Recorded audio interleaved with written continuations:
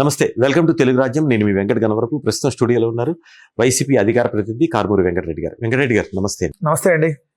సూర్య గారు, మన సోలార్ సిస్టమ్కి సంబంధించి టెండర్లు పిలవలేదు, కాంట్రాక్ట్ సొంత మనుషులకు అప్పచెప్పారు. వాళ్ళు కూడా అధికారులతో కలిసి కుమ్మక్కయ్యారు, అధికారుల మీద వీళ్ళు పెత్తనం చేస్తున్నారు, వాళ్ళ వాహనాలు కూడా వాడుతున్నారు అనేది ముఖ్యంగా వైసీపీ చేస్తున్న విమర్శలు. దాంట్లో నిజమెంత, ఏం జరిగిందంటారు? వైసీపీ చేస్తున్న విమర్శ కాదు, తెలుగుదేశం కరపత్రిక ఆంధ్రజ్యోతిలో వరుసగా 2 రోజులు ఆర్టికల్ వేశారు. ఇవాళ వేయలే మళ్ళీ ఆర్టికల్. ఎందుకు వేయలేదంటే నాకు తెలిసి ఆమ్యామ్యాలు వచ్చేస్తుంటాయి. ఎందుకంటే ఇప్పుడు దాని కంటిన్యూషన్ రాయాలి కదా. ఇప్పుడు సూర్య గారు అని పెద్ద హెడ్డింగ్ పెట్టారు. సూర్య గారు అని హెడ్డింగ్ పెట్టి వార్త ఇది రాసింది ఎప్పుడు, శనివారం రోజు రాశారు. మొన్న శనివారం అంటే 5వ తారీఖు రాశారు. తర్వాత ఆదివారం కూడా దాని కంటిన్యూషన్ రాశారు. శనివారం రాసినటువంటి వార్తలు మెప్మా అండ్ నెట్ క్యాప్ దానికి వాళ్ళిద్దరికి సంబంధించి వాళ్ళు పెట్టిన హెడ్డింగ్ లో. ఎందుకంటే ఆంధ్రజ్యోతి అనేది ఇప్పుడు తెలుగుదేశం పార్టీకి అఫీషియల్ పత్రిక, అవునన్నా కాదన్నా. సో వాళ్ళు సూర్య గారికి మీరు చెప్తున్నట్లు కొన్ని యాంటీ వార్తలు రావట్లేదా? దేనికి వస్తున్నాయి? అది తర్వాత మరి కంటిన్యూషన్ ఎందుకు ఉండలేదు? దాని మీద చర్యలు ఎందుకు ఉండలేదు? వీళ్ళకి ఆమ్యామ్యాలు వెళ్ళిపోయినప్పుడు ఉండవు. చానా ముదురు సానా సతీష్ అని రాశారు. నేను రోజు పేపర్లు బాగా చదువుతా కాబట్టి చానా ముదురు సానా సతీష్ అని రాశారు. రాసిన తర్వాత రాజ్యసభ ఇచ్చారు సానా సతీష్కి. తర్వాత అదే సానా సతీష్ వీళ్ళ పేపర్లో పెద్ద యాడ్లు కూడా ఇచ్చాడు. తర్వాత ఎక్కడ సతీష్ గురించి న్యూస్ లేదు, సానా సతీష్ గురించి. దాని తర్వాత ఒక మంత్రి, డార్లింగ్ మంత్రి, హైదరాబాద్లో సెటిల్మెంట్లు చేస్తున్నాడు. ఐటీసీ హోటల్ కోహినూరులో, పేరు రాయలేదు, ఐటీసీ హోటల్ కోహినూరు. డార్లింగ్ మంత్రి అంటే ఆంధ్రప్రదేశ్ అందరికీ తెలుసు. సో ఆ మంత్రి సెటిల్మెంట్లు చేస్తున్నాడు. తెలంగాణ అధికారులు కూడా తలబట్టుకుంటున్నారు. తెలంగాణ సీఎంఓ ఆంధ్ర సీఎంఓకి ఇన్ఫార్మ్ చేసింది, మీ మంత్రి వచ్చి ఇక్కడ ఇది చేస్తున్నాడని రాశారు. తర్వాత ఏమైంది? ఎందుకు ఆ మంత్రి తర్వాత ఆ మంత్రి మీద యాక్షన్ ఎందుకు లేదు? ఆ మంత్రి గురించి న్యూస్ ఎందుకు లేదు? తర్వాత మొన్న ఒక మంత్రి గురించి రాశారు, వాళ్ళ కొడుకు బెంజ్ కారు కొన్నాడు. సో మంత్రి వచ్చి హైదరాబాద్లో సెటిల్మెంట్ చేసుకొని వెళ్ళిపోయింది. సో 50 కోట్ల రూపాయల వర్క్కు సంబంధించి అని. తర్వాత ఏమైంది అది? అలానే కొంతమంది ఎమ్మెల్యేలు అవినీతి గుమ్మనంగా అని రాశారు గుమ్మనూరు జయరాం మీద. అంటే అర్థమైపోయింది కదా పొలిటికల్లో ఉండే వాళ్ళకి, మీడియా వాళ్ళకి ఎవరనేది. కర్నూలు జిల్లాకు చెందినటువంటి ఓ మంత్రి, ఇది మాజీ మంత్రి, ప్రస్తుతం ఎమ్మెల్యేగా ఉంది, చికెన్ కొట్ల దగ్గర వసూలు చేస్తున్నాను రాశారు. ఎవరికి అందరికీ తెలిసిపోయారు. మరి వాళ్ళందరికీ తర్వాత ఎందుకు ఇట్లా? ఇప్పుడు ఇదే సూర్య గారికి మాస్క్ అని హెడ్డింగ్ పెట్టారన్న. దీంట్లో వాళ్ళు రాసింది చూస్తే 8,000 కోట్ల విలువైన ప్రాజెక్ట్ని టెండర్లు పిలవకుండా, పద్ధతులు పాటించకుండా అప్పగించవచ్చా? అప్పగించారు చంద్రబాబు నాయుడు గారి ప్రభుత్వం. మరి దుర్మార్గం కదా.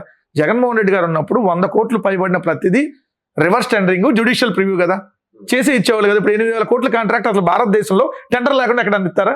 ఒక చంద్రబాబు నాయుడు గారు ఇచ్చారని రాసింది కదా. రాసి చంద్రబాబు నాయుడు గారికి తెలియదంట. మళ్ళీ లోపల పేజీలోకి వెళ్తే ఇక్కడ వాళ్ళు రాసి ఎలా దొరికిపోయారో చూడండి. ఇక్కడ 1 సెకండ్, సూర్య గారికి మాస్క్ ఇది 2వ పేజీ. ఇక్కడ అండర్లైన్ చేసింది దగ్గర చూడండి, ఇదేనా విధానం అని పెట్టి, పిఎం సూర్య గారును కేంద్రం ప్రతిష్టాత్మకంగా తీసుకుంది, రాష్ట్రంలో స్వయంగా ముఖ్యమంత్రి దీని అమలును పర్యవేక్షిస్తున్నారు. ముఖ్యమంత్రి ఎవరు? చంద్రబాబు నాయుడు కదా. మరి ఆయనే స్వయంగా పర్యవేక్షిస్తుంటే 8,000 కోట్ల కాంట్రాక్టు తెలియకుండా నటిస్తారు. ఇప్పుడు కేంద్ర ప్రభుత్వానికి సంబంధించింది కాబట్టి ఎగ్జిక్యూషన్ రాష్ట్ర ప్రభుత్వం చేసినప్పటికి కూడా సూపర్విజన్ అనేది కేంద్ర పథకం కింద ఇవ్వాల్సిందే. మరి కేంద్రం ఊరుకుంటుందా? చెప్పట్లా దొంగలు ఊళ్ళు పంచుకున్నట్టు వాళ్ళు ఏమన్నా నీతి మంత్రులు, వీళ్ళు ఏమన్నా నీతి మంత్రులా? నేను 90 వాళ్ళు నీతి మంత్రులు కాదని మీరు చెబుతూనే వాళ్ళకి బయాసుడిగా రాజ్యాంగబద్ధ పదవికి ఇచ్చాను సార్. అక్కడ నేను రాజ్యాంగబద్ధ పదవికి ఇచ్చాను, భారతీయ జనతా పార్టీకి ఇవ్వాల. సో రాష్ట్రపతిగా ఉన్న కాంగ్రెస్కే ఇచ్చి కదా, అభ్యర్థులు కూడా ప్రశంసించారు కదా. ఒక్కసారి సార్, ఇక్కడ మేము రాష్ట్రపతి అభ్యర్థికి సంబంధించో, ఉపరాష్ట్రపతి అభ్యర్థికి సంబంధించో మేము తీసుకున్న స్టాండ్ ప్రకారం ఇచ్చాం. కోడెల శివప్రసాద్ దొంగ అని అందరికీ తెలుసు. కోడెల శివప్రసాద్ దొంగ అని అందరికీ తెలుసు సార్. కానీ ఏం చేస్తావు? స్పీకర్ చైర్కి వాల్యూ ఇవ్వాలి కదా. సో ఇప్పుడున్న వాళ్ళందరూ ఇప్పుడున్న ప్రస్తుత స్పీకర్ కూడా అతను ఇదని మాకు తెలుసు. ఆయన ప్రమాణ స్వీకారం కూడా కాకుండానే ఎమ్మెల్యేలు ప్రమాణ స్వీకారం ఆయన మాట్లాడిన మాటలు చూశారు కదా. జగన్మోహన్ రెడ్డి అనేటటువంటి వ్యక్తి ఈ భూమి మీద ఉండకూడదు అన్నాడు. మేము ఆయన వచ్చిన అయ్యన పాత్రకి ఎందుకు ఇస్తున్నాను వ్యతిరేకించామా? దట్స్ ఒక పాలసీ అంతే. సో ఇక్కడ కూడా ఇప్పుడు మీరు అన్నట్టుగా 99 పైసలకు మేము భూములు అమ్ముకుంటాం మా వాళ్ళకి, మీరు స్టీల్ ప్లాంట్ అమ్ముకోండి, ఇదిగో కాంట్రాక్ట్లో మీకెంత మాకెంత. కాకపోతే మరి 8,000 కోట్లది టెండర్ లేకుండా ఎట్టేస్తారండి. మరి దాని మీద ఏంటి ఇప్పుడు యాక్షన్? 2వ రోజు రాశారు మళ్ళీ. సో వెహికల్, గవర్నమెంట్ వెహికల్ వాడి ఏది ప్రైవేట్ వ్యక్తులు గవర్నమెంట్ వెహికల్ వాడి వీళ్ళేందో నాకు అసలు ఎంత విచిత్రం అంటే ఈ ప్రభుత్వం అసలు ఎంత బరి తెగించింది అనాలి. విచిత్రం కూడా కాదు, ఎంత బరి తెగించారంటే ఆ పవన్ కళ్యాణ్ సినిమాలో ఒక ఆమె హీరోయిన్ నటించింది, ఆమెకు ప్రభుత్వ వాహనం ఇచ్చి పంపించారు. ప్రభుత్వ వాహనంలో ఆమె ఏదో గవర్నమెంట్ ఆఫీస్ లాగా చలామణి అవుతుంది. ఇప్పుడు ప్రైవేటు కాంట్రాక్టరు గవర్నమెంట్ వెహికల్ వాడి ఈయన చలాయిస్తాడు ఎమ్మెల్యేల మీద వాళ్ళ మీద.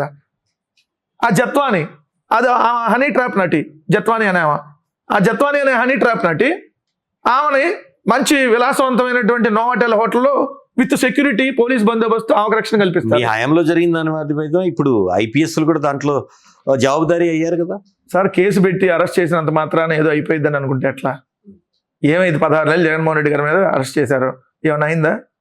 సో ఇప్పుడు కూడా ఐఏఎస్లు ఐపీఎస్ల మీద, మా ప్రభుత్వంలో పనిచేసిన వాళ్ళ మీద, చంద్రబాబు నాయుడు గారిని సిఐడి అరెస్ట్ చేసింది కాబట్టి సిఐడి సంజయ్ మీద, లేదంటే ఇంటెలిజెన్స్ ఉన్న రామాంజనేయులు గారి మీద ఏదో పెట్టేస్తాం, లేదా ధనంజయ రెడ్డి గారు అనంటే ఏమవుతుంది? మళ్ళీ బెయిల్ వచ్చింది కదా, సంజయ్ గారికి వచ్చింది, మళ్ళీ అది క్యాన్సిల్ అయింది, మళ్ళీ వచ్చిన తర్వాత ఏమైంది? దాంట్లో 4 రోజులు రాక్షసానందం పొందుతారు, అంతకుమించి ఏం చేయగలుగుతారు వీళ్ళు?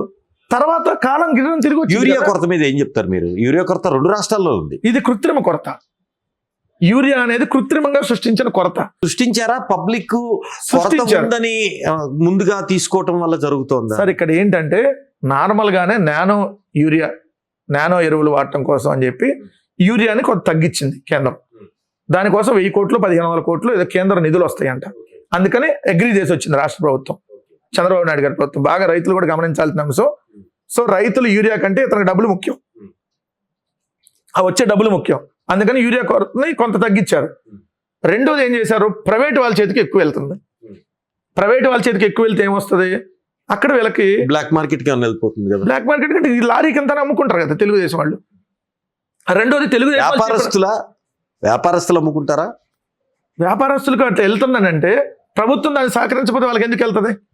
ఇప్పుడు సపోజ్ మీకు ఒక రైట్ రాయల్గా ఏదైతే రావాల్సినటువంటి ఒక లారీ ఉంది సార్, ఆ లారీ వస్తే ఇప్పుడు ఉన్న రైతులకు సఫిషియెంట్గా సరిపోయింది.